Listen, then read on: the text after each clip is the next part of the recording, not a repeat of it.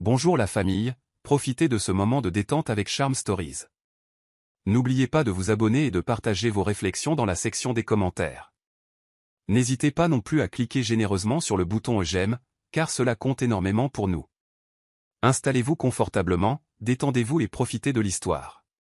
Rylan expira en ralentissant son VTC devant le club UP sur le toit, en plein Midtown.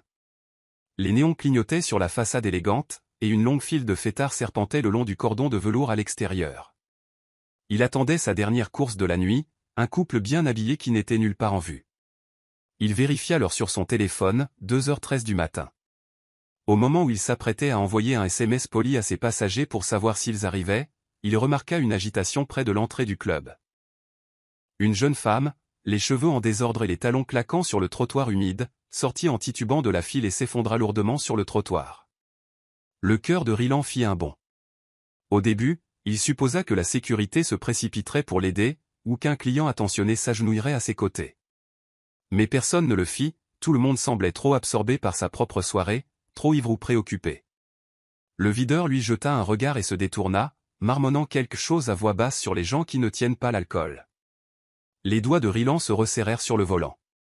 Il avait passé assez de nuits dans cette ville pour reconnaître quand quelqu'un avait vraiment besoin d'aide. Sans hésiter, il coupa le contact, sortit et sprinta vers elle.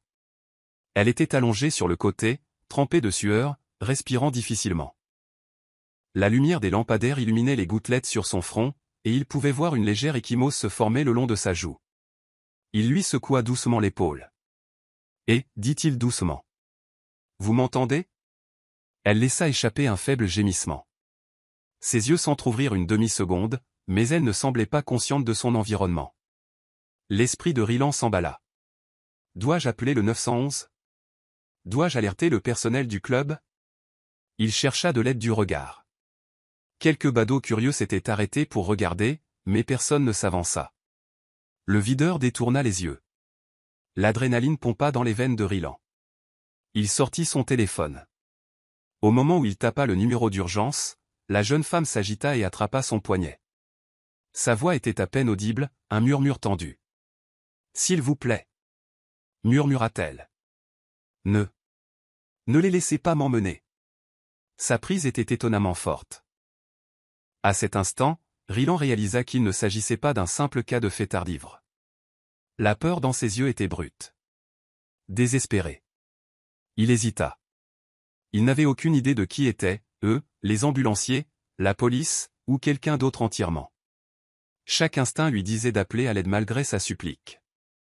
Pourtant, il se surprit à baisser son téléphone. Quelque chose dans l'urgence de sa voix, la terreur absolue dans son regard fiévreux, le fit marquer une pause. Puis le videur lui aboya dessus. « Dégagez-la de là, mec !»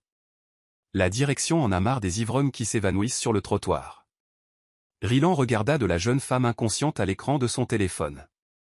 L'appel au 911 était à moitié composé. Sa conscience luttait avec ces derniers mots. « Ne les laissez pas m'emmener !» Avec une inspiration tremblante, il prit une décision d'une fraction de seconde qui allait changer le cours de sa vie. Il la prit dans ses bras et la porta jusqu'à sa voiture. Une fois qu'elle fut installée sur la banquette arrière, Rylan referma rapidement la portière, jetant un coup d'œil autour de lui pour voir si quelqu'un regardait. Quelques clients du club le fixaient, mais personne ne fit un geste pour intervenir. Le videur secoua la tête comme si cela ne le regardait pas. Rylan monta à la place du conducteur. La jeune femme était à l'arrière, la respiration saccadée. Il attrapa une bouteille d'eau qu'il gardait dans le porte-gobelet et la lui tendit, bien qu'elle n'en prît qu'une petite gorgée. « Et » essaya-t-il de nouveau en se retournant. « Je m'appelle Rylan. Pouvez-vous me dire votre nom ?» Ses paupières papillonnèrent mais ne s'ouvrirent pas complètement. La sueur collait des mèches de cheveux à son front. Elle semblait fiévreuse, presque délirante. Rylan était partagé entre continuer à s'éloigner ou se diriger directement vers l'hôpital. Mais encore une fois, sa voix basse l'atteignit. « Non. Pas d'hôpital, halta-t-elle. » Il passa une main sur sa nuque, les nerfs à vif. « D'accord, dit-il doucement, mais vous avez besoin d'aide. Vous vous êtes évanoui. » Son visage se crispa comme si la simple mention d'un hôpital lui causait une douleur physique. Elle secoua la tête avec le peu de force qu'elle avait. « N'importe où, mais pas là-bas, murmura-t-elle. S'il vous plaît. Ryland démarra le moteur. Il avait une adresse pour sa prochaine course, mais la demande de ce passager avait été annulée depuis longtemps.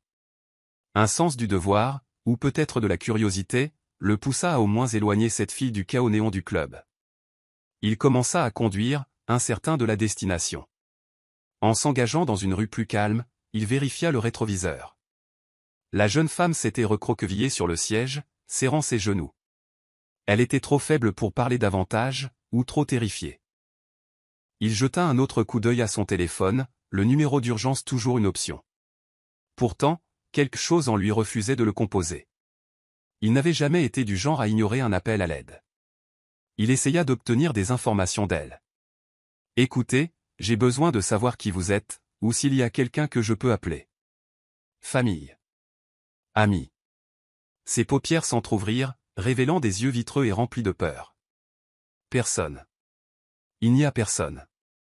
Le panorama de la ville défilait alors que Ryland slalomait entre les feux de circulation, jetant occasionnellement un œil à cette mystérieuse étrangère. Il remarqua que sa robe était légèrement déchirée à l'ourlet, et une ecchymose fonçait sur son avant-bras. C'était plus qu'une simple mauvaise soirée. Quelque chose de profondément sinistre était en jeu. Finalement, elle rassembla la force de parler à nouveau. « Pourquoi ? M'aidez-vous ? demanda-t-elle, la voix tremblante. Ryland laissa échapper un rire creux. « Honnêtement, je ne sais pas, dit-il doucement. Je ne pouvais pas simplement vous laisser là. » Elle le fixa une seconde, les lèvres s'entr'ouvrant comme pour parler, mais elle s'affaissa contre le siège, épuisée. À cet instant, Ryland réalisa qu'il s'était jeté dans une situation sans en connaître pleinement les conséquences. Pourtant, un sentiment tenace lui disait qu'il avait fait le bon choix, même s'il allait bientôt le regretter. Le trajet jusqu'à son petit appartement en périphérie de Midtown prit près de 20 minutes.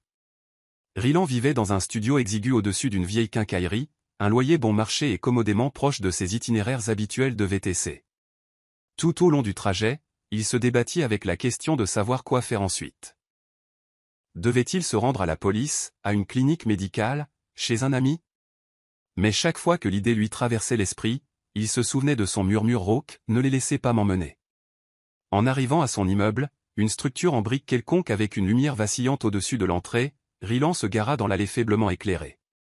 Il pouvait entendre sa respiration, superficielle mais régulière. Un instant, il resta là, le moteur tournant, la lueur du lampadaire illuminant son reflet dans le rétroviseur. Finalement, il prit sa décision. Avec autant de soin que possible, il souleva la jeune femme de la banquette arrière. Elle s'agita mais ne résista pas. Ses bras s'enroulèrent faiblement autour de son cou dans une prise instinctive. L'escalier de l'immeuble grinça sous ses pas, et il essaya de ne pas la bousculer. À l'intérieur, son appartement était un désordre de meubles d'occasion et de carnets éparpillés. Il la déposa doucement sur le canapé usé. C'était mieux que le trottoir froid, mais à peine. Pourtant, c'était tout ce qu'il avait. Il disparut brièvement dans la kitchenette pour chercher un verre d'eau et une serviette humide.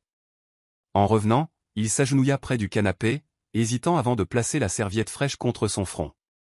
Elle laissa échapper un léger gémissement, sans le repousser ni se réveiller complètement. Le temps sembla suspendu alors que Ryland restait à ses côtés, ne sachant s'il devait la presser de questions ou la laisser se reposer. Il essaya une fois de plus de voir si elle avait une pièce d'identité. Soigneusement, il tâta les poches de sa veste. Rien. Son sac à main? Inexistant.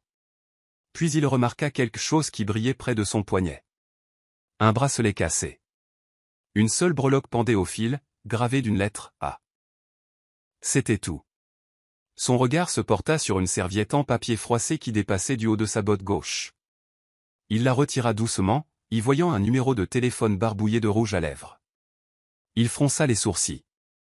Un indice. Mais à qui appartenait ce numéro? Et l'appeler ne les mettrait-il pas encore plus en danger? Son esprit tourbillonnait. C'était trop risqué. Mais il ne pouvait plus reculer. Il posa la serviette sur la petite table d'appoint, décidant de la laisser se reposer avant de prendre des décisions hâtives. Il se leva, se frotta les yeux, et réalisa que toute sa vie avait changé en une seule nuit. Sous la lumière bourdonnante du plafonnier, il regarda sa poitrine se soulever et s'abaisser. Demain, se dit-il, je trouverai quoi faire. Peut-être qu'elle voudrait s'expliquer. Peut-être qu'elle serait reconnaissante. Ou peut-être que c'était le début de quelque chose qu'aucun d'eux ne pourrait contrôler. La lumière du matin filtrait à travers les rideaux fins, illuminant une partie de l'appartement en désordre. Rylan s'était assoupi dans un fauteuil, les bras croisés sur sa poitrine, le téléphone à la main. Ses yeux s'ouvrirent à un léger mouvement sur le canapé. Elle était toujours là, respirant plus régulièrement maintenant. Une légère couleur était revenue sur ses joues, mais elle avait l'air d'avoir combattu, comme si elle avait traversé une guerre dans son sommeil. Rylan se pencha prudemment.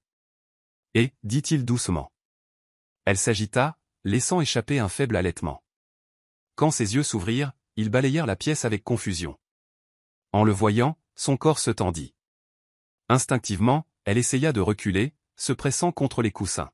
« C'est bon, » dit Rylan, levant les mains en signe de paix. « Vous vous êtes évanoui hier soir. Je vous ai amené ici pour vous reposer. » Elle regarda autour d'elle, désorientée. « Où suis-je ? » « Chez moi, » répondit-il simplement. « Ne vous inquiétez pas. Vous êtes en sécurité. » Un instant, ses yeux se posèrent sur la porte, comme pour évaluer la rapidité avec laquelle elle pourrait s'échapper. Mais elle n'avait pas l'énergie de s'enfuir. Son regard se posa alors sur la serviette froissée sur la table, le numéro de téléphone encore à peine visible. La panique traversa ses traits. « Avez-vous appelé ce numéro ?» demanda-t-elle, la voix rauque. Rylan secoua la tête. « Pas encore. Je ne savais pas à qui il appartenait, ni si c'était une bonne idée. Est-ce un ami ? De la famille ?» Elle le fixa, l'expression fermée. Les minutes s'écoulèrent alors qu'elle semblait peser le pour et le contre de lui faire confiance. Finalement, elle marmonna, « Ce n'est personne à qui vous voulez parler. » Puis, d'un mouvement rapide, elle tendit la main, arracha la serviette de la table et la serra dans son poing. Les sourcils de Rylan se froncèrent. « Je ne suis pas là pour vous faire du mal, » dit-il en essayant de paraître calme. « Je veux juste comprendre ce qui se passe. » Elle se frotta le front, fermant brièvement les yeux. « Je ne sais pas non plus ce qui se passe. » Il remarqua les ecchymoses sur son bras. « Vous n'avez pas de portefeuille, pas de téléphone. Votre bracelet est cassé. Y a-t-il eu un accident ?» Ses épaules se tendirent. Elle jeta un coup d'œil au bracelet cassé, passant son pouce sur le aggravé. Un instant, son expression s'adoucit, la tristesse s'insinuant dans ses traits. « J'ai juste besoin d'un peu de temps, » dit-elle finalement, évitant sa question. Ne sachant comment insister, Rylan lui tendit le verre d'eau. Elle but quelques gorgées, puis le reposa. Un silence gêné emplit la pièce. Elle le regarda alors, une lueur de détermination dans les yeux. « Si jamais vous voyez quelqu'un poser des questions sur moi, vous devez faire comme si vous ne saviez rien. Pour votre bien. S'il vous plaît. » Rylan déglutit. Quels que soient ses ennuis, ils étaient sérieux. Et que ce soit par choix ou par circonstance, il était maintenant impliqué. « Je ne dirai rien à personne, » promit-il, bien qu'il n'ait aucune idée de ce que cela pourrait leur coûter à tous les deux.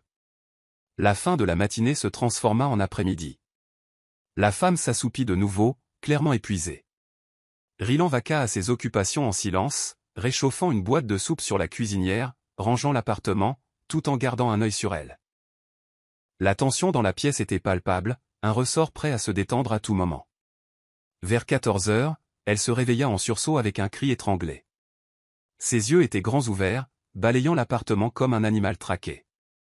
Elle se leva du canapé si vite qu'elle faillit trébucher sur la table basse. Rylan posa la casserole de soupe et s'avança, les mains levées. Calmez-vous, dit-il, la voix stable. Vous êtes en sécurité ici. » Sa respiration était erratique, la peur gravée sur son visage. « Où suis-je ?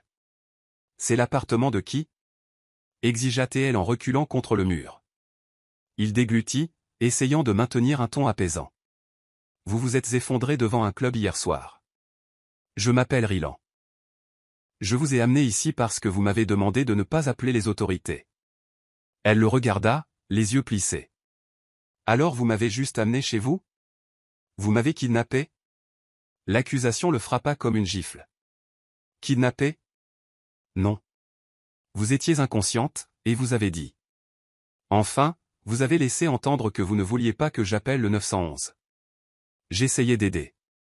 Son regard parcourut la pièce, remarquant le papier peint qui se décollait, la kitchenette improvisée et la pile de magazines en désordre sur une étagère délabrée. Lentement, sa posture passa de la panique totale à une méfiance prudente. Elle se frotta les tempes. Je ne me souviens pas de grand-chose, admit-elle. Juste le club, une sensation de vertige, quelqu'un qui me suivait. Sa voix s'éteignit, submergée. Ryland désigna le canapé. S'il vous plaît, asseyez-vous. J'ai de la soupe. Toujours méfiante, elle retourna lentement vers le canapé. Je devrais partir, marmonna-t-elle, sans pour autant bouger. Ryland laissa échapper un souffle. Si vous voulez vraiment partir, je ne vous arrêterai pas, mais mangez au moins quelque chose d'abord. Vous n'avez presque pas bu d'eau hier soir. Elle le dévisagea pendant un autre moment tendu, puis acquiesça d'un signe de tête. Il lui servit un bol de soupe, qu'elle accepta avec des mains tremblantes. Alors qu'elle soufflait doucement sur le bouillon, Ryland ne put s'empêcher de remarquer les ecchymoses sur ses poignets. Elles ressemblaient à des marques de doigts, comme si quelqu'un l'avait agrippée violemment. Son estomac se noua. Alors qu'elle prenait ses premières gorgées hésitantes, un peu de couleur revint sur ses joues. Elle jeta un coup d'œil autour d'elle, repérant la porte d'entrée. « L'avez-vous verrouillée hier soir » demanda-t-elle brusquement. Ryland secoua la tête. « Non. Je l'ai verrouillée quand je vous ai amené. » Ses yeux se posèrent sur la chaîne de la porte, puis de nouveau sur lui. « Donc je suis libre de partir ?» Il hocha la tête. « Bien sûr. Mais je serais plus tranquille si je savais que vous allez bien. » Elle le fixa, quelque chose d'indéchiffrable traversant ses traits. Puis, d'une voix si basse qu'elle fut presque couverte par le bourdonnement du réfrigérateur, elle dit « Merci, mais je ne peux rien vous dire de plus. C'est plus sûr comme ça. » À cet instant, Ryland réalisa qu'elle était terrifiée. Pour sa vie, ou pour des raisons qu'il ne pouvait même pas imaginer. Pourtant, son instinct lui disait que la laisser partir sans au moins essayer de l'aider pourrait mal se terminer pour eux deux. La tension entre eux persista tout l'après-midi. Ryland s'occupa en rangeant l'appartement tandis que la femme, elle n'avait pas encore dit son nom, serrait son bol de soupe et fixait le sol. De temps en temps, elle lui jetait un regard, comme pour évaluer s'il était une menace ou non. Finalement, à l'approche du crépuscule, elle rompit le silence. « Je suis désolée de vous avoir accusé de m'avoir kidnappé, » dit-elle doucement en posant le bol vide sur la table basse. « Cette situation. Je n'ai juste pas l'habitude de faire confiance à qui que ce soit. » Ryland s'adossa au mur, les bras croisés. « Je comprends. Vous avez vécu quelque chose de traumatisant. Vous ne me devez aucune explication, mais peut-être que si vous me donniez votre nom, cela apaiserait l'atmosphère. » Elle hésita un moment, puis laissa échapper un soupir tremblant. « Je m'appelle Arya. » Il hocha la tête, essayant le nom dans sa tête. Il lui allait bien, une élégance subtile, teintée de mystère. « Enchanté de vous rencontrer, Arya, » dit-il, un petit sourire essayant de briser la tension. Elle resserra les bords de sa veste autour d'elle. « Je ne me souviens vraiment pas comment je suis arrivé à ce club. Je me souviens seulement d'avoir eu des vertiges, comme si quelque chose n'allait pas. Et puis j'ai vu des ombres. Des gens qui m'avaient déjà suivi. » Les sourcils de Ryland se froncèrent. « Suivi ? Pourquoi ?» Arya secoua la tête, les lèvres pincées. Il était clair qu'elle pesait ce qu'elle pouvait révéler. Finalement, elle dit, « Disons simplement que j'ai entendu quelque chose que je n'étais pas censé entendre. J'ai essayé d'aller voir les autorités une fois, mais ça ne s'est pas bien terminé. » Le regard hanté dans ses yeux le fit déglutir. « Et le numéro sur la serviette ?» Ses mains se crispèrent sur ses genoux. « Je me souviens à peine de l'avoir écrit. Il appartient à quelqu'un qui n'est pas sûr. Quelqu'un de puissant. S'il sait où je suis, cela nous met tous les deux en danger. » Ryland sentit un frisson le parcourir. « Vous n'avez pas à vous inquiéter. Je n'appellerai pas ce numéro, et je ne dirai à personne que vous êtes ici. » Son regard se leva, la gratitude brillant brièvement avant d'être éclipsée par l'inquiétude. « Merci. » Puis elle le fixa plus intensément. « Ryland, c'est ça ?» Il hocha la tête. Sa voix s'abaissa. « Ryland, je ne veux pas vous entraîner là-dedans. Vraiment. Si j'avais un autre endroit où aller, je partirais tout de suite. Mais... Elle hésita, les joues rougissant de gêne ou de vulnérabilité.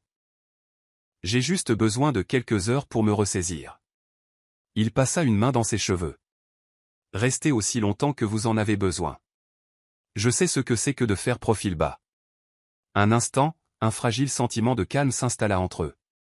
Elle frotta les ecchymoses sur ses bras avec gêne, et il fit semblant de ne pas remarquer. Ils étaient deux étrangers liés par une rencontre fortuite et un secret qu'aucun des deux ne comprenait entièrement. Ils ne savaient pas encore que des événements déjà en marche allaient bientôt s'abattre sur leur fragile sanctuaire, brisant toute illusion de sécurité. La nuit enveloppa de nouveau la ville. Rylan avait sorti une couverture et un oreiller de rechange pour Arya, les posant sur le canapé. Elle hocha la tête en guise de remerciement, visiblement sur le qui-vive mais essayant de feindre une apparence de normalité. Dehors, le bourdonnement du trafic lointain était ponctué de sirènes occasionnelles. Juste au moment où Rylan allait suggérer qu'ils se reposent tous les deux, son téléphone vibra. Il fronça les sourcils en regardant l'écran, un numéro inconnu. « Je ne reçois généralement pas d'appel aussi tard », marmonna-t-il en jetant un coup d'œil à Arya. Elle se tendit, ses yeux fixés sur le téléphone. Prudemment, il répondit. « Allô ?» Une voix grave, légèrement déformée, emplit la ligne. « Si elle est avec vous, vous feriez mieux de prier pour qu'elle reste cachée. » L'estomac de Rylan se noua. « Qui est à l'appareil ?» La voix eut un rire sombre. « Disons simplement que j'ai des yeux partout. Arya nous appartient. Rendez-la. Ou subissez les conséquences. » Avant que Rylan ne puisse répondre, la ligne se coupa. Il fixa le téléphone avec incrédulité, le cœur battant à tout rompre. Arya était assise, rigide, sur le canapé, le visage pâle. « Ils m'ont trouvé », murmura-t-elle avec horreur. Rylan jeta un coup d'œil autour de l'appartement, comme s'il s'attendait soudain à ce que des hommes armés fassent irruption par les fenêtres. « Comment savent-ils même que vous êtes ici ?» Elle secoua la tête. « Ils ont des ressources, de l'argent, des relations.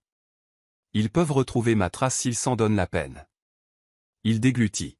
« Alors il faut mieux vous cacher.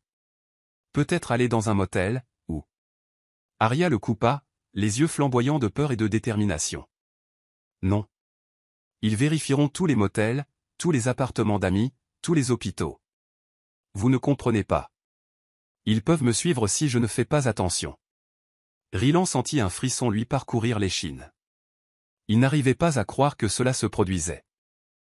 Il était passé d'une vie de routine tranquille en tant que chauffeur VTC à héberger une fugitive, en quelque sorte. Alors qu'est-ce qu'on fait ? Son regard tomba sur le téléphone dans sa main. Ils ont dit de prier pour que je reste caché. Ça veut dire qu'ils ne sont pas certains. Ils doivent deviner. Peut-être qu'ils ont localisé Arya près du club, ont vu votre plaque d'immatriculation et ont obtenu vos informations. Rylan passa une main dans ses cheveux, l'anxiété le tenaillant. Je peux me débarrasser de la voiture si ça aide. Elle esquissa un sourire ironique. C'est peut-être trop tard pour ça, mais gardons-la hors des rues pour l'instant. La question est, est-ce qu'on attend, ou est-ce qu'on s'enfuit ?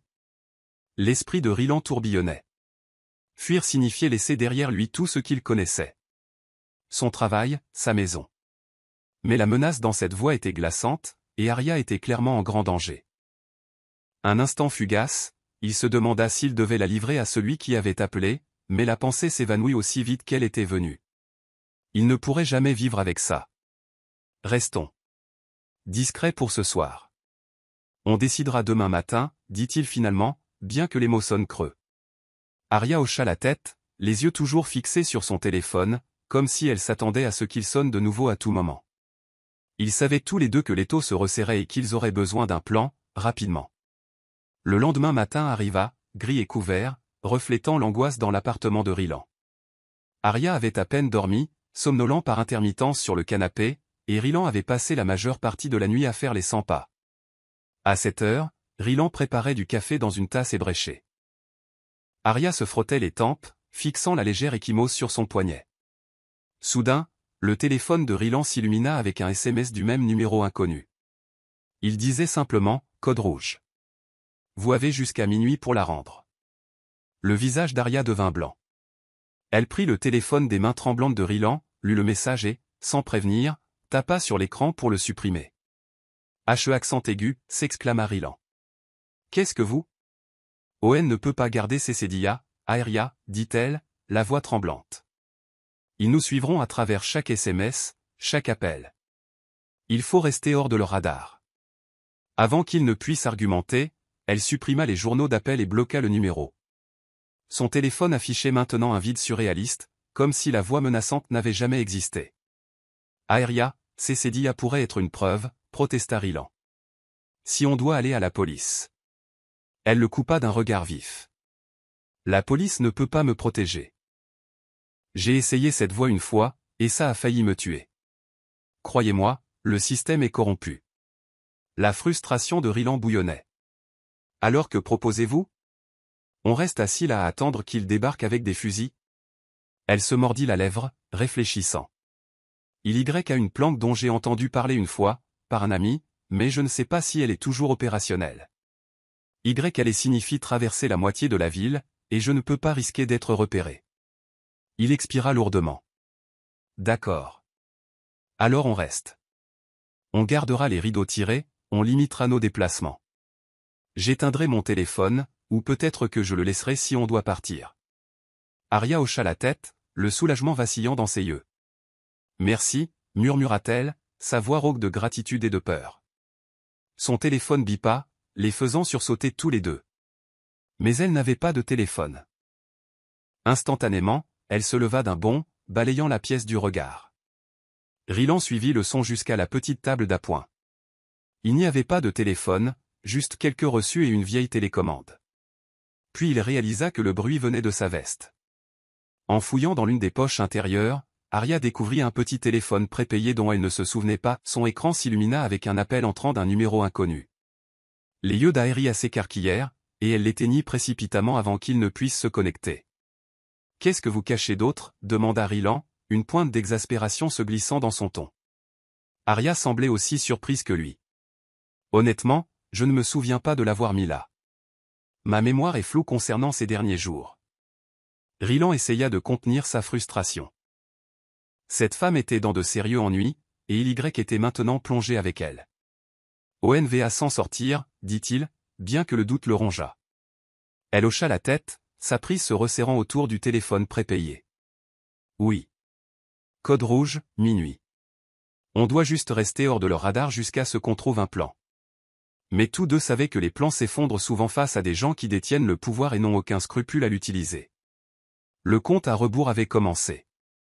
Incapable de se cacher indéfiniment, Rylan décida de retourner au club de Midtown pour recueillir des informations, discrètement si possible. Aria s'y opposa d'abord avec véhémence, insistant sur le fait que c'était trop dangereux. Mais Rylan argua qu'il avait besoin de réponses, d'une piste sur qui la poursuivait.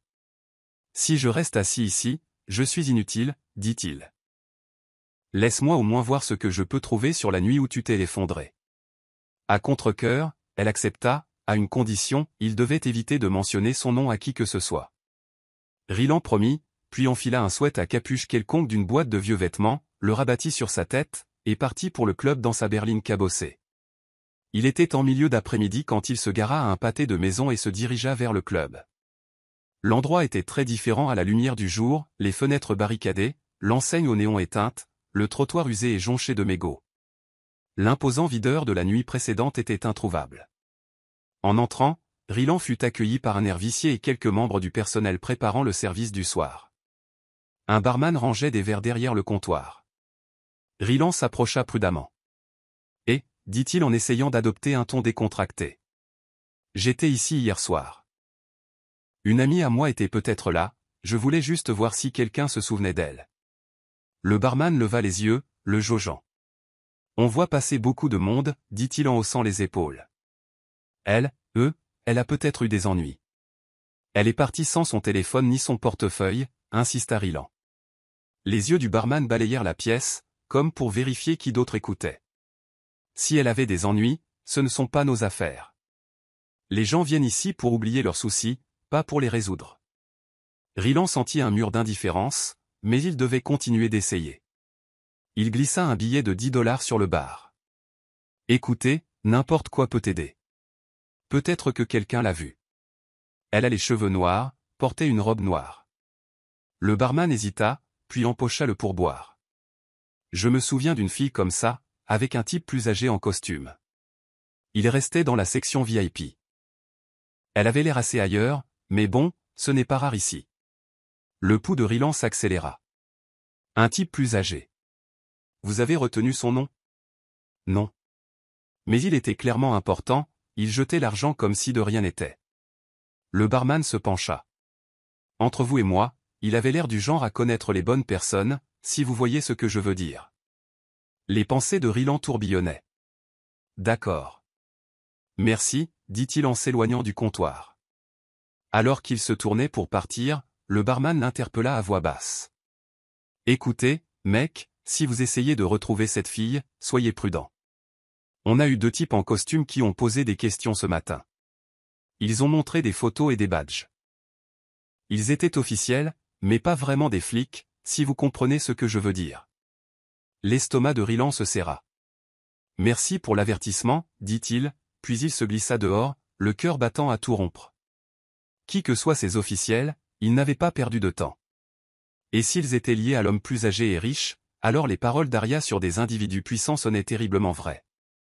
Il se dépêcha de regagner sa voiture, espérant ne pas avoir été repéré.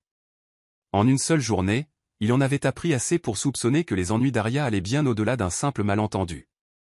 Et maintenant, il était empêtré dans les fils d'une toile très dangereuse. Rylan s'apprêtait à quitter l'allée près du club quand une voix basse l'interpella. « Et, vous ?» Surpris, il se retourna pour voir une grande silhouette adossée à la porte de service.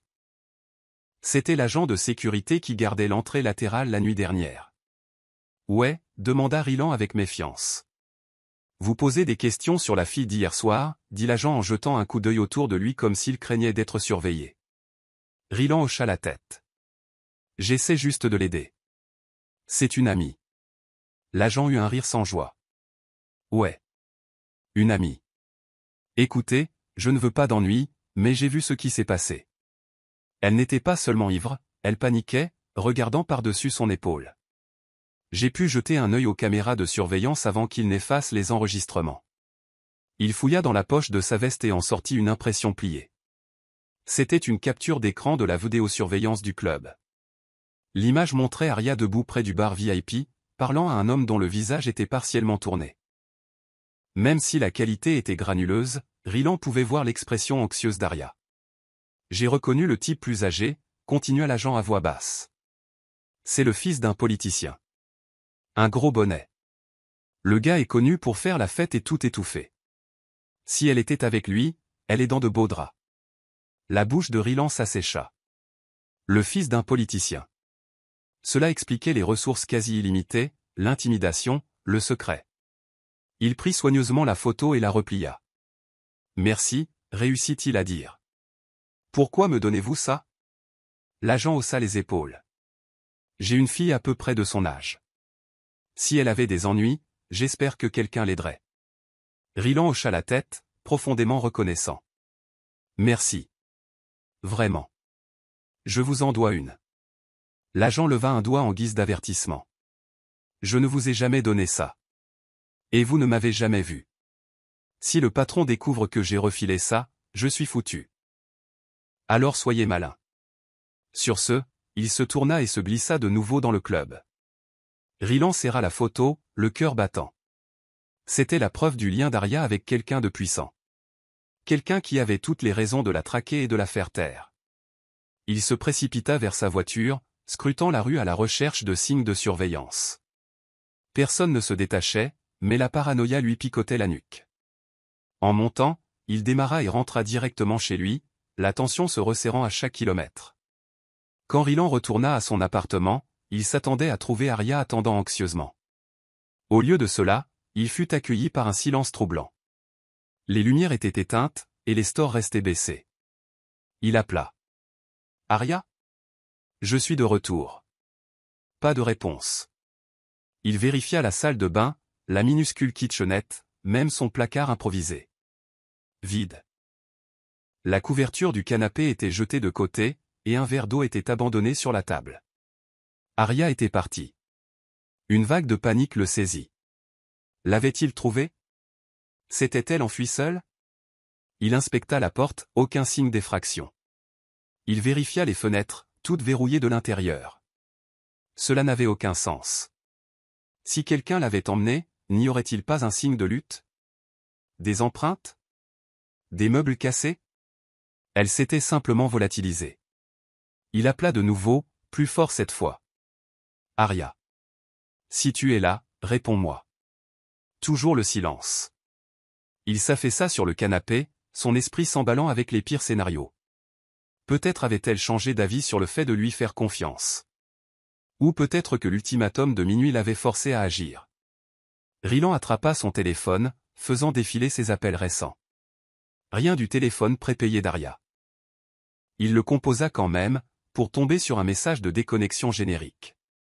Son regard se posa sur la photo dans sa poche. Elle ressemblait à un indice sinistre qui se moquait de lui. Il avait tout risqué pour l'aider, et maintenant elle était partie, le laissant avec plus de questions que de réponses. La colère et l'inquiétude se disputaient dans son ventre. Il passa une main dans ses cheveux, arpentant la pièce. Pourquoi serait-elle partie? Il l'avait cru quand elle avait dit qu'elle n'avait nulle part où aller. Puis une pensée glaçante lui traversa l'esprit, si elle avait été emmenée, peut-être que les ravisseurs l'avaient forcée à partir discrètement. Ou peut-être qu'Aria était partie de son propre chef, essayant de le protéger. Quoi qu'il en soit, Rylan était seul et de retour à la case départ, avec seulement l'image énigmatique du fils d'un politicien comme piste. Il était sur le point de s'effondrer de dépit sur le canapé quand on frappa à la porte. Son souffle se coupa. Serait-ce elle? Il s'approcha à pas de loup, regardant par le judas. Mais le couloir était vide. Un autre coup, cette fois venant du sol? Confus, Rylan ouvrit la porte prudemment. Une petite boîte en carton était posée sur le paillasson. Pas d'adresse de retour, pas d'étiquette. Il la rentra, la posant sur la table. Avec des mains tremblantes, il souleva le couvercle. À l'intérieur se trouvait un simple téléphone à clapet, un burner, et une note manuscrite sur un bout de papier. Ne faites pas confiance à la police. Son cœur martelait sa poitrine. Cela devait venir d'Aria. Elle le prévenait. Ou était-ce un jeu tordu de ses poursuivants? Quoi qu'il en soit, Aria était partie, et un téléphone silencieux était tout ce qui restait de sa présence. Rylan réalisa avec un sentiment de détresse qu'il était plus impliqué que jamais. Et la seule personne qui pourrait le guider hors de ce pétrin avait disparu. Rylan fixa la note. Seulement 4 mots, mais ils en disaient long. Ne faites pas confiance à la police. Il s'affaissa sur le canapé, retournant le téléphone prépayé dans ses mains. Devait-il l'allumer? Pourrait-il être tracé? Était-il même prudent de le garder? Après un moment de tension, il prit une profonde inspiration et appuya sur le bouton d'alimentation. Le petit écran s'illumina avec un message de bienvenue générique. Pas de nouveau texte, pas d'appel manqué. Il explora le menu, le cœur battant. Une seule application était installée, une messagerie sécurisée. Il hésita, puis l'ouvrit. Un écran de connexion demandait un code PIN. Il essaya quelques combinaisons. 1234 0000. Rien. La panique monta en lui. Était-ce une impasse? Frustré, il posa le téléphone. Il devait réfléchir logiquement. Si Aria avait envoyé ce paquet, peut-être y avait-il un indice dans ses affaires. En regardant autour de lui, il réalisa qu'elle n'avait pas pris son petit sac de sport du coin. Peut-être que dans sa hâte, ou lors de son enlèvement, elle l'avait laissé. Il l'ouvrit, ressentant une pointe de culpabilité à fouiner, mais se rappelant que cela pourrait contenir des informations vitales. À l'intérieur, il trouva quelques vêtements, des articles de toilette personnelle et un roman de poche usé avec des notes griffonnées dans les marges. Rien ne sauta aux yeux. Cependant, près du fond du sac, il découvrit un petit bout de papier avec une série de chiffres et de lettres aléatoires. Il essaya de le déchiffrer. Sans succès. Puis l'idée lui vint. C'était peut-être le code PIN du téléphone. Il tapa le code brouillé avec soin, 8A3F. Le téléphone bipa, puis l'application de messagerie sécurisée s'ouvrit sur une seule conversation sans nom de contact, juste un numéro d'identification. Le dernier message disait « Aria, c'est ta bouée de sauvetage. Si les choses tournent mal, utilise-la. » L'estomac de Rylan se serra. Les choses avaient définitivement mal tourné. Il tapa un message rapide. « Aria, c'est toi? Où es-tu » Les minutes s'écoulèrent. Pas de réponse. Il résista à l'envie d'envoyer un autre message. Il ne savait pas qui d'autre pouvait surveiller l'application. Au lieu de cela, il parcourut l'historique de la conversation. Il était clairsemé, faisant principalement référence à des points de rencontre, des heures et des remarques énigmatiques comme « le faucon vole à minuit », qui ressemblaient à des phrases codées. C'était à la fois exaspérant et terrifiant. Aria était clairement impliquée dans quelque chose de très risqué. Maintenant, elle avait disparu, et il ne lui restait que ce téléphone comme seul indice. Il s'adossa au canapé, le téléphone à la main, l'avertissement de la note résonnant dans son esprit. Ne faites pas confiance à la police. Dehors, des sirènes retentirent au loin. Il se demanda si la prochaine serait pour lui. Cette nuit-là, Rylan dormit à peine.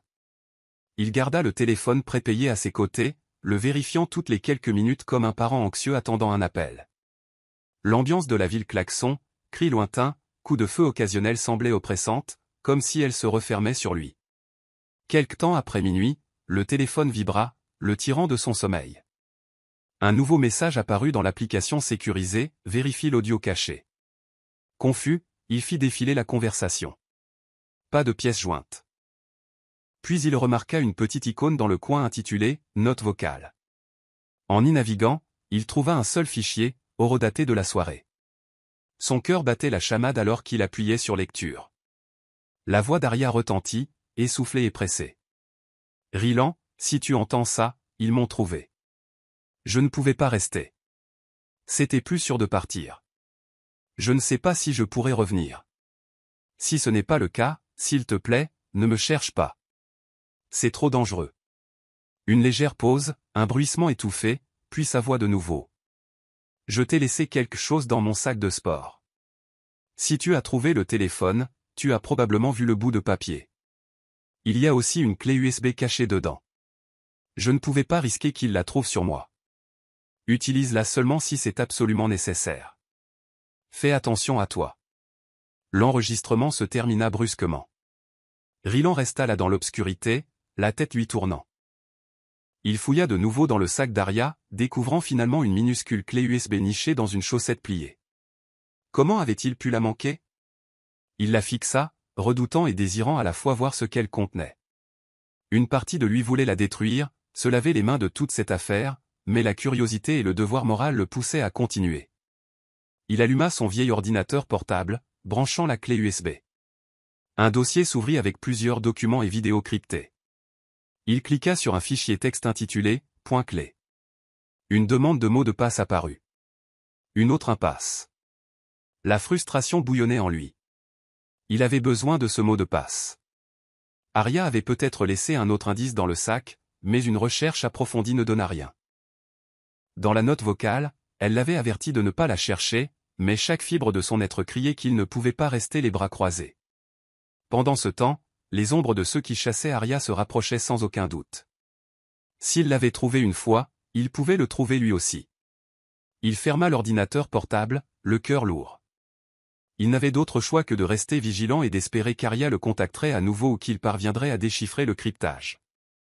Le temps ne jouait pas en sa faveur, et il sentait le poids suffocant du danger se rapprocher de plus en plus. Aria ouvrit les yeux dans une pièce faiblement éclairée qui sentait les produits de nettoyage et le parfum cher. Une douleur fulgurante lui traversa les côtes. Elle grimaça, portant une main à un pansement sur sa tempe. Comment était-elle arrivée là? Une grande femme en tailleur se tenait près de la porte, les bras croisés. « Vous êtes réveillé » constata la femme d'un ton neutre. Aria essaya de parler, mais sa gorge était sèche. La femme versa un verre d'eau et le lui tendit. « Buvez » ordonna-t-elle. Après plusieurs gorgées, Aria retrouva sa voix. « Où suis-je » ? Une planque, répondit sèchement la femme. Pour l'instant. Les souvenirs affluèrent dans l'esprit d'Aria. Elle se rappela avoir travaillé comme escorte pour des événements d'élite. Jamais elle n'aurait imaginé que ce travail l'exposerait à la corruption, au blanchiment d'argent et à la violence au plus haut niveau de la société. Elle avait surpris une conversation qu'elle n'aurait pas dû, vu des documents sur le téléphone d'un politicien puissant. Quand elle avait essayé d'aller voir les autorités, elle avait été éconduite, voire menacée. « Pourquoi suis-je ici ?» réussit à dire Arya, la voix tremblante. Le regard de la femme se durcit. « Vous avez essayé de fuiter des informations à la police. C'était imprudent. Certaines personnes l'ont appris. Mon travail est de vous garder à l'abri jusqu'à ce qu'ils décident quoi faire de vous. » Une vague de panique submergea Arya. Elle se leva brusquement du lit, mais le mouvement soudain lui envoya une douleur lancinante dans le côté. Elle s'effondra sur le matelas. « Doucement, dit la femme. Vous n'êtes pas en état de courir. » Des larmes de frustration piquèrent les yeux d'Arya. « Je voulais juste arrêter ce qu'il faisait. Des gens sont blessés, victimes de chantage, voire tués. Et tout est étouffé parce que ces hommes ont de l'argent et de l'influence. » La femme haussa les épaules. « C'est ainsi que le monde fonctionne. Mais vous avez fait l'erreur de vous en mêler. » Les jours se confondirent dans cette planque, une prison dorée où Arya fut soignée sous surveillance. Elle réalisa que le monde du privilège et du glamour qu'elle avait brièvement habité avait une face sombre. Une face qui consumait ceux qui osaient l'exposer. Finalement, Arya s'échappa désespérément par une fenêtre de salle de bain, fuyant dans la nuit avec seulement les vêtements qu'elle portait. C'est cette nuit-là qu'elle s'est retrouvée au club sur le toit, à la recherche d'un contact qui pourrait l'aider à quitter la ville. Mais tout a mal tourné. Et maintenant, elle était de nouveau en fuite. Chaque fois qu'elle fermait les yeux, elle revoyait des bribes de cette vie qu'elle avait tenté de fuir, un tourbillon de fêtes élégantes, de menaces chuchotées et d'accords obscurs. Elle se souvenait aussi de la dernière expression sur le visage de Rylan, un mélange de confusion et d'inquiétude alors qu'elle s'échappait de son appartement. La culpabilité lui tordait les entrailles. Elle ne pouvait pas faire demi-tour. Pas encore. Pas avant d'en avoir fini une fois pour toutes. Avec cette pensée à l'esprit, Arya se força à continuer d'avancer dans l'obscurité, ignorant la douleur lancinante dans son côté et le vide douloureux de la solitude.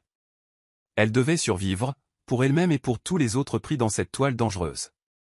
Note, ce chapitre flashback éclaire le passé d'Arya. La suite se déroule au présent. De retour dans l'appartement de Rylan, le silence n'avait jamais semblé aussi suffocant. Le téléphone prépayé était sur la table, la clé USB à côté, deux reliques d'un mystère qu'il n'était pas sûr de pouvoir résoudre. Il essaya tout pour deviner le mot de passe, anniversaire, nom, codes aléatoires du bout de papier.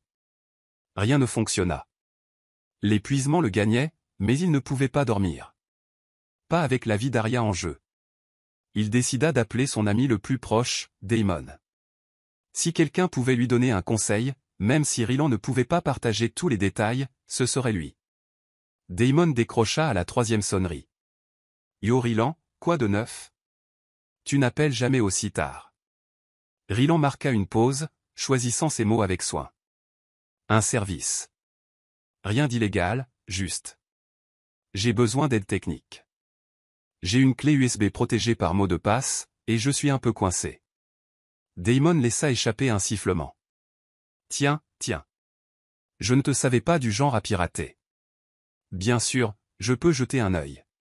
Tu as le temps de passer ? » Rylan hésita, jetant un coup d'œil par la fenêtre. Il était près de minuit. Les rues étaient calmes, mais cela pouvait changer en un instant si quelqu'un le suivait. « Ouais, peut-être demain. Je voulais juste te prévenir. » Ils discutèrent brièvement de choses et d'autres, mais Rylan ne pouvait se défaire de la paranoïa que quelqu'un pouvait les écouter. Après avoir raccroché, il vérifia les verrous de la porte, les nerfs à vif. La nuit s'étira, ponctuée par ces allées et venues anxieuses. Chaque craquement du plancher, chaque moteur de voiture lointain le faisait sursauter. Vers 2 heures du matin, il entendit un bruit sourd dans le couloir. Le cœur de Rylan s'emballa. Il regarda par le Judas, rien que la lumière vacillante du plafonnier. Pourtant, un sentiment de malaise le rongeait. L'étau se resserrait-il ? Les observateurs avaient-ils découvert qu'il hébergeait Arya ? La batterie du téléphone était à 5%, et il le laissa brancher sur la table, redoutant un autre message. Quand l'aube arriva enfin, Rylan n'était pas plus avancé, mais il était plus certain que jamais qu'il n'était pas seul dans cet immeuble.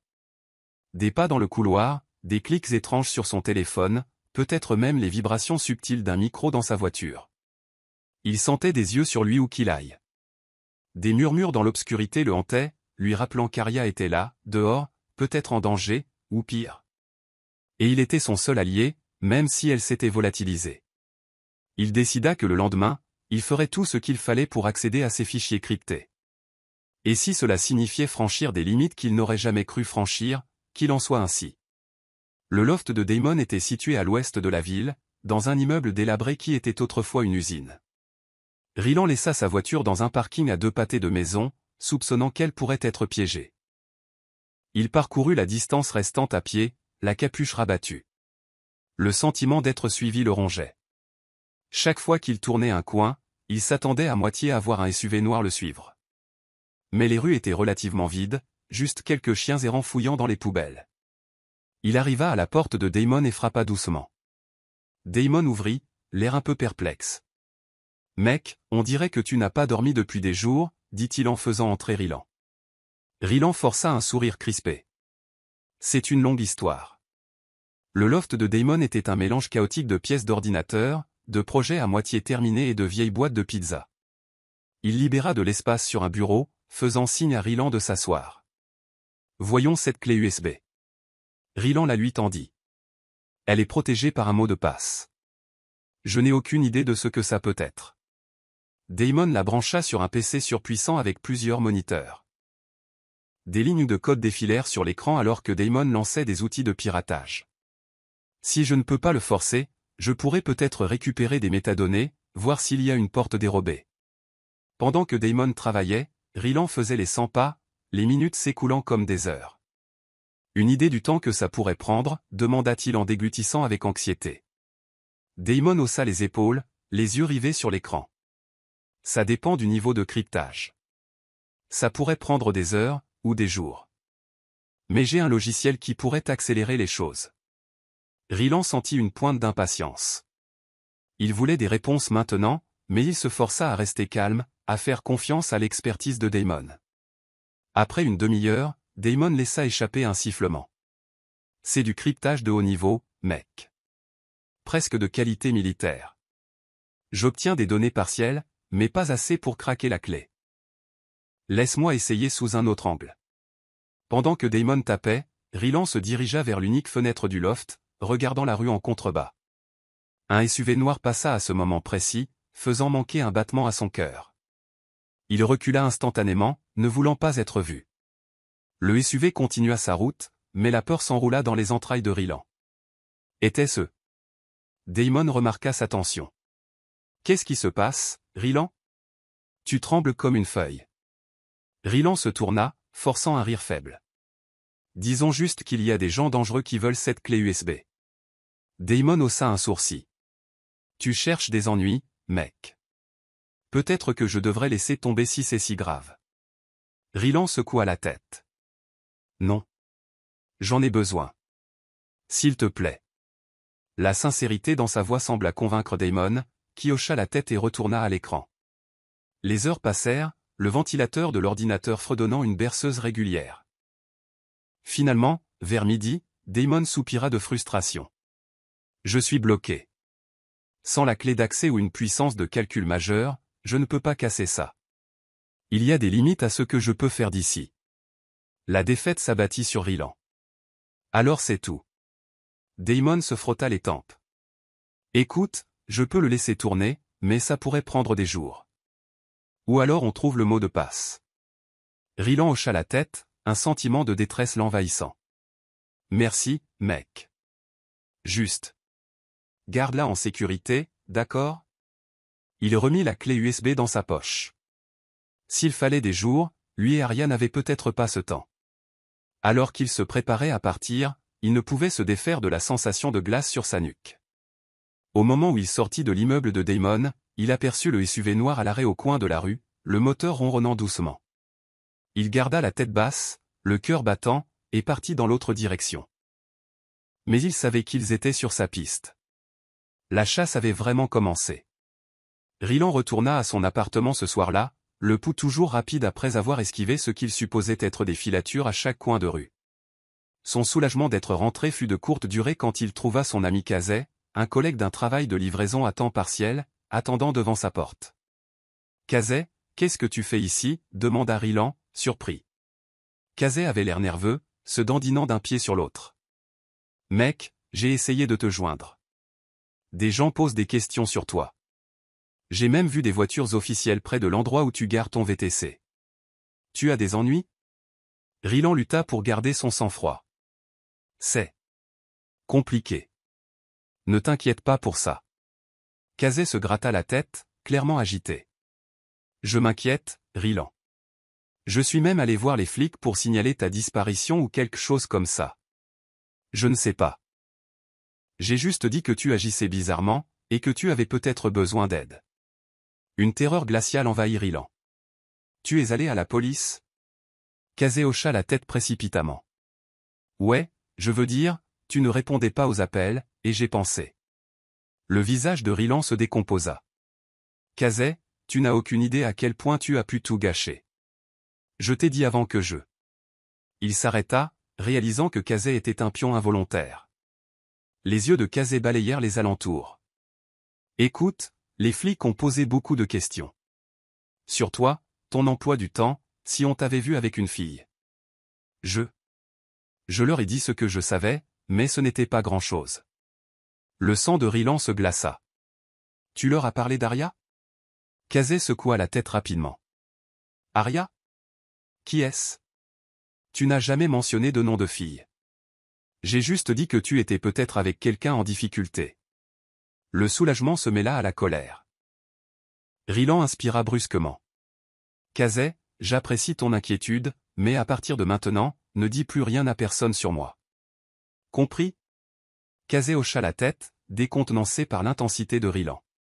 Bien sûr, mec, je comprends. Juste. Sois prudent. Rylan le laissa entrer, balayant rapidement l'appartement pour s'assurer que rien n'avait été touché. Il n'était pas sûr que Kazé ait involontairement mené les autorités, ou pire, jusqu'à sa porte. Après quelques minutes gênantes, Kazé partit, toujours confus sur ce qui se passait réellement. Rylan verrouilla la porte derrière lui, l'esprit tourbillonnant. L'étau se resserrait, et il sentait le poids de la trahison, aussi involontaire soit-elle, peser dans l'air. Il devait bouger, faire quelque chose. Se cacher ici plus longtemps était un pari, mais où pouvait-il aller sans plan? Juste au moment où Rylan pensait être complètement seul dans ce combat, un léger coup retentit à sa fenêtre vers minuit.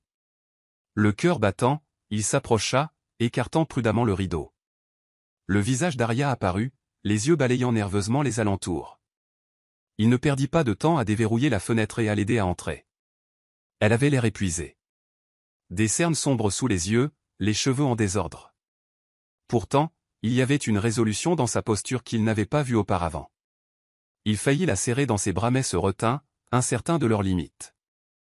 Au lieu de cela, il murmura « Aria. Ça va? Où étais-tu » Elle s'effondra sur le canapé, respirant lourdement. J'ai dû fuir, il se rapprochait, et je ne pouvais pas risquer que tu sois blessé. Rylan fronça les sourcils. Je me suis fait un sang d'encre, et j'ai reçu un message me menaçant si je ne te rendais pas avant minuit. Que s'est-il passé? Les mains d'Aria tremblaient alors qu'elle parlait. Ils m'ont attrapé, brièvement. J'ai réussi à m'échapper de nouveau, mais ils travaillent avec quelqu'un au sein des forces de l'ordre. Je les ai entendus parler d'une mission conjointe pour me retrouver. C'est plus profond que je ne le pensais. Il lui tendit une bouteille d'eau, qu'elle accepta avec gratitude. Pourquoi revenir maintenant? Elle leva les yeux vers lui, la vulnérabilité vacillant dans ses yeux. Parce qu'on n'a pas beaucoup de temps. J'ai découvert un endroit où on peut tout révéler. Si on rend ça public, ils ne pourront pas nous faire taire si facilement. Rylan se souvint de la clé USB. J'ai trouvé la clé que tu as laissée. Elle est cryptée, j'ai essayé de la faire déchiffrer, mais c'est difficile. Un petit sourire fatigué se dessina sur ses lèvres. Je connais le mot de passe. Je ne pouvais pas risquer de l'écrire. Laisse-moi voir. Elle tapa une longue chaîne de caractères sur l'ordinateur portable de Rylan, et les fichiers s'ouvrirent. Ses yeux s'écarquillèrent devant les noms, les relevés bancaires, les virements et même les enregistrements vidéo impliquant des personnalités de premier plan dans des crimes allant du blanchiment d'argent au trafic. C'étaient des preuves explosives. C'est énorme, souffla Rylan. Si on fuit de ça, ils nous poursuivront avec tout ce qu'ils ont. Aria hocha la tête, le regard déterminé. Oui, mais c'est notre seule chance d'en finir. Sinon, on sera traqué pour toujours. Tu es avec moi? Rylan n'hésita qu'un instant avant de hocher la tête. Je suis avec toi. Et c'est ainsi que la fragile confiance entre eux se solidifia. Quoique demain réserve, ils y feraient face ensemble. Le lendemain, Arya expliqua enfin à Rylan les détails des dossiers compromettants. Elle avait été escorte pour des collectes de fonds d'élite, où elle avait rencontré le fils du politicien, un homme nommé Julian Hay. Il faisait partie d'une dynastie influente avec un héritage politique remontant à plusieurs générations. Julian, arrogant et imprudent, s'était particulièrement intéressé à Arya. Une nuit, il avait laissé échapper des informations compromettantes sur un vaste réseau de corruption. Arya, curieuse et alarmée, avait fouillé dans son ordinateur portable pendant qu'il était inconscient. Elle avait tout copié sur la clé USB. « Je n'ai jamais eu l'intention de faire chanter qui que ce soit », expliqua-t-elle en arpentant le salon de Rylan. « C'est juste que... je ne pouvais pas ignorer ce que j'avais vu. Il y avait des documents sur des ventes d'armes, du trafic d'êtres humains, des violations du financement de campagne, le pire du pire. » Rylan était assis à son bureau, parcourant un dossier qui listait un éventail vertigineux de sociétés écrans. C'est plus grand que la simple famille d'un politicien. C'est un réseau mondial. Le visage d'Arya était sombre. Exactement. Si ça devient public, les retombées pourraient être énormes. Ces gens ont des tentacules partout. Rylan ferma le dossier, un sentiment de malaise s'installant dans son estomac. La famille ne va pas se laisser faire et nous laisser faire exploser leur empire.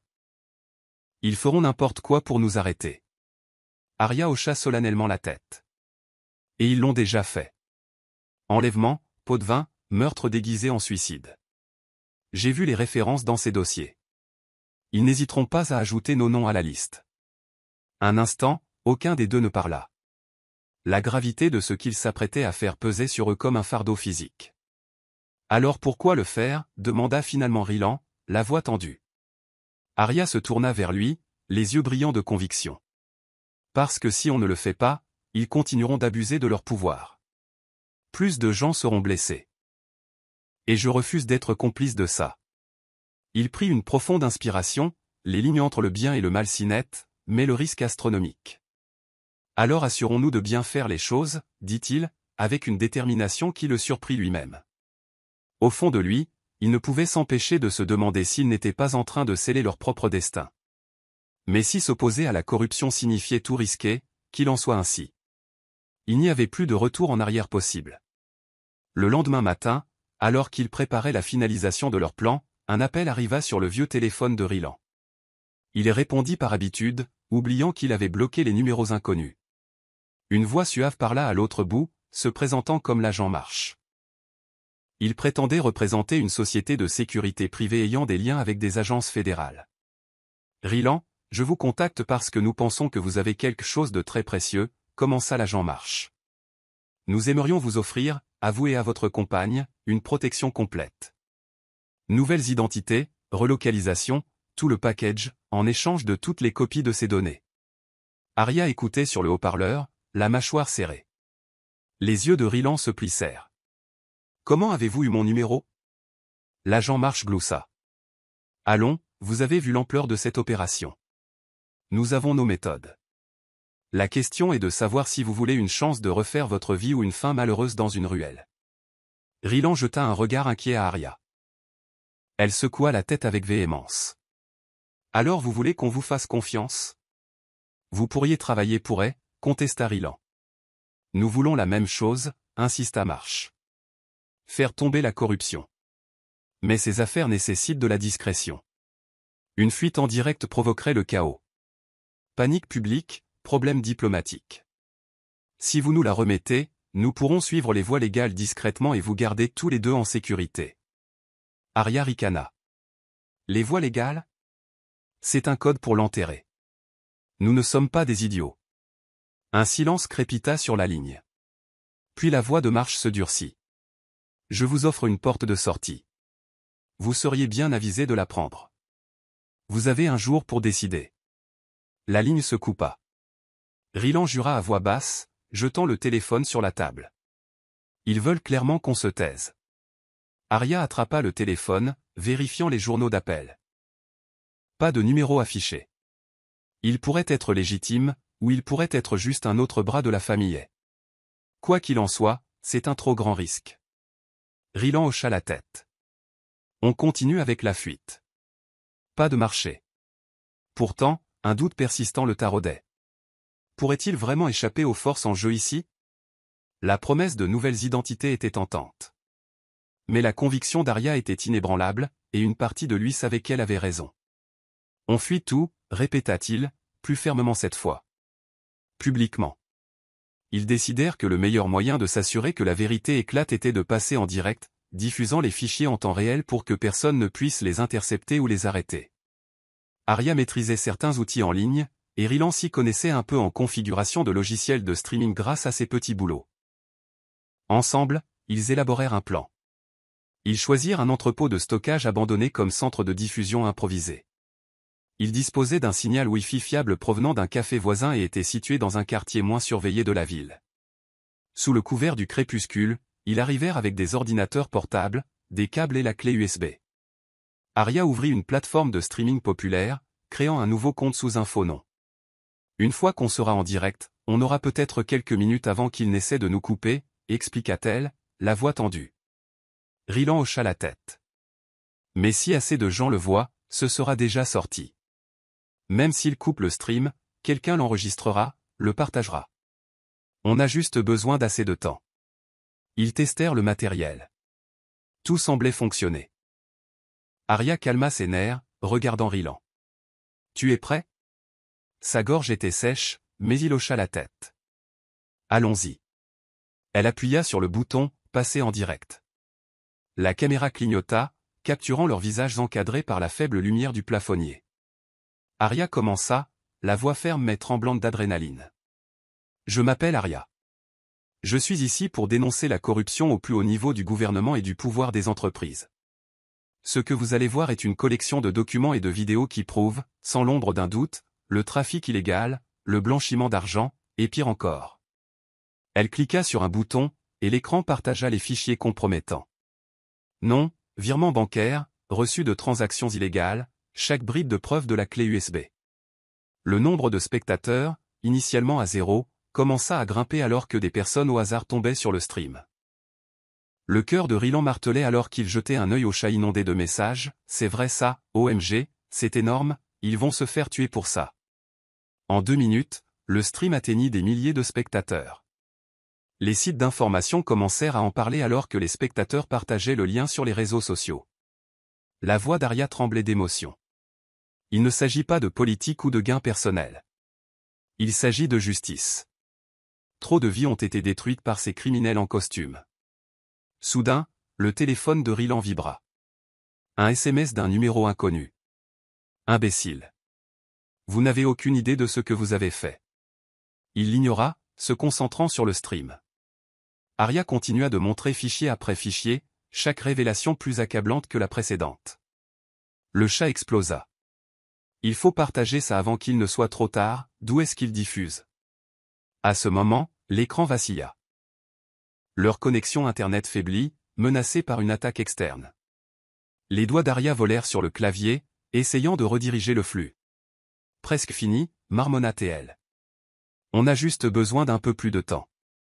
Rylan pria pour que ça tienne. La vérité était sortie, mais il devait s'assurer qu'assez de gens la voient. Il devait s'assurer qu'elle ne puisse pas être réduite au silence. Et c'est ainsi que le monde se mit à regarder. Moins de 5 minutes après le début de la diffusion, le chaos éclata dans le monde en ligne. Les flux des réseaux sociaux s'enflammèrent de partages, de commentaires et de stupeur. Les grands médias commencèrent à couvrir le stream en temps réel, disséquant les documents affichés à l'écran. À l'extérieur de l'entrepôt, des phares fendirent l'obscurité. Le cœur de Rylan fit un bond. « Ils sont là !» murmura-t-il à Arya. Elle resta concentrée, la voix tremblante mais résolue. Tous les fichiers sont maintenant disponibles au téléchargement sur plusieurs sites miroirs. Nous les avons dispersés pour qu'ils ne puissent pas être effacés. Des coups de feu retentirent au loin, les plongeant tous les deux dans une nouvelle vague de panique. Rylan ferma le couvercle de l'ordinateur portable, laissant le stream tourner en boucle automatisée. Il faut qu'on bouge. Ils remballèrent à la hâte, ne prenant que l'essentiel. En se glissant par la porte latérale, ils entendirent le crissement des pneus et des cris. Des faisceaux de lampes de poche balayaient les murs de l'entrepôt. Rylan et Arya se cachèrent derrière une rangée de bennes à ordures, le cœur battant à tout rompre. Ils pouvaient voir des silhouettes vêtues de noir sortir de SUV sombres, scrutant la zone. Le visage d'Arya était tendu de peur. « On l'a fait, Rylan !» souffla TL. Le monde entier sait maintenant. Il la serra contre lui, l'adrénaline parcourant son corps. Mais ils n'en ont pas fini avec nous. Allons-y. Ils se faufilèrent le long de l'allée arrière, en restant bas. L'odeur des ordures et du béton humide agressa leurs sens. Leur seul réconfort était de savoir que les données étaient sorties. Des milliers, peut-être des millions de personnes les avaient déjà vues. La vérité était inarrêtable. Une sirène retentit quelque part au loin, suivie d'autres cris. La ville entière semblait s'éveiller à l'ampleur du scandale. Des manifestations éclateraient, des têtes tomberaient, des accords s'effondreraient. Mais d'abord, ils devaient survivre. Main dans la main, ils sprintèrent dans l'allée, sans armes et en infériorité numérique, animés uniquement par l'espoir et la pure volonté de vivre. La vague de chaos qu'ils avaient déclenchée menaçait de les engloutir, mais il n'y avait plus de retour en arrière possible. Au moment où Rylan et Arya atteignirent l'immeuble de Rylan, l'aube se levait. Leurs vêtements étaient humides à cause d'une bruine qui avait commencé peu après leur fuite de l'entrepôt. Épuisés et tremblants, ils entrèrent en titubant dans le hall, pour le trouver en désordre. Des portes pendaient de leurs gonds, des boîtes aux lettres étaient défoncées. Un sentiment d'angoisse s'empara de Rylan alors qu'il montait les escaliers jusqu'à son appartement. Ils trouvèrent la serrure cassée, la porte entr'ouverte. L'endroit avait été saccagé, des tiroirs retournés, des coussins de canapé lacérés. Ils étaient là, marmonna Arya, les yeux balayant le chaos. Probablement à la recherche de la clé USB. L'estomac de Rylan se noua. Il faut qu'on parte d'ici. On ne peut pas rester. À ce moment, des voix résonnèrent d'en bas. Des bruits de pas lourds montèrent les escaliers. Rylan jeta un coup d'œil par la porte cassée et vit des agents en uniforme portant des fusils d'assaut, accompagnés d'hommes en costume. « Ils arrivent » murmura-t-il férocement. « Il faut y aller, maintenant. » Arya hocha la tête. Ils grimpèrent sur l'escalier de secours à l'extérieur de la fenêtre, descendant aussi silencieusement que possible. L'échelle métallique résonna sous leurs pieds, menaçant de les trahir. Juste au moment où ils atteignirent le sol, la porte de l'appartement de Rylan s'ouvrit en grand. Des cris emplirent l'air. « Dégagez la pièce ! Vérifiez les fenêtres !» Rylan et Arya s'accroupirent derrière une benne à ordures, le cœur battant. À travers une fente, ils pouvaient voir des lampes de poche balayer l'allée. D'une seconde à l'autre, ils pourraient être repérés. La chance, ou le destin, était de leur côté. Un appel crépita sur les radios des agents, quelque chose à propos d'une nouvelle piste en ville. Ils se retirèrent, remontant dans leur véhicule. Le crissement des pneus signala leur départ. Rylan s'affaissa contre le mur, le soulagement l'envahissant par vagues. Arya s'accrocha à lui, tous deux tremblants de cette chaude alerte. « Ils n'arrêteront pas » murmura-t-elle, la voix chevrotante. « On ne sera jamais en sécurité ici » hocha-t-il la tête sombrement. Leur vie était devenue une course-poursuite à haut risque. Il ne restait qu'une seule option, disparaître. « Viens » dit-il en l'aidant à se relever. « On doit disparaître. » Au cours des jours et des semaines qui suivirent, les fichiers divulgués firent des ravages dans le monde entier. Des démissions majeures firent la une des journaux. Les politiciens se bousculèrent pour se distancier du scandale, tandis que les PDG d'entreprises démissionnaient à la hâte ou faisaient face à des enquêtes.